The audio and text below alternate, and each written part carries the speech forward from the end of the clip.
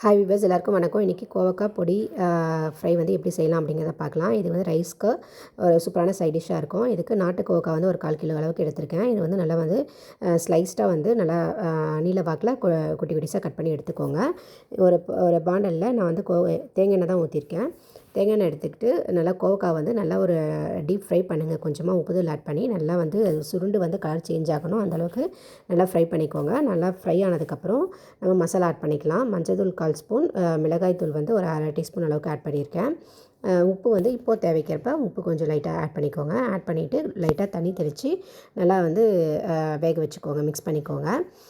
நல்லா வந்து மசாலா வந்து நல்லா கோவக்காவோட நல்லா மிக்ஸ் ஆனதுக்கப்புறம் லாஸ்ட்டாக வந்து நிலக்கடலை தூள் வந்து நம்ம தேவைக்கேற்ப ஆட் பண்ணிக்கிறோம். நான் வந்து ஒரு ஸ்பூன் அளவுக்கு ஆட் பண்ணியிருக்கேன். அதே மாதிரி எள்ளு தூள் வந்து ஒரு ஸ்பூன் அளவுக்கு ஆட் பண்ணியிருக்கேன்.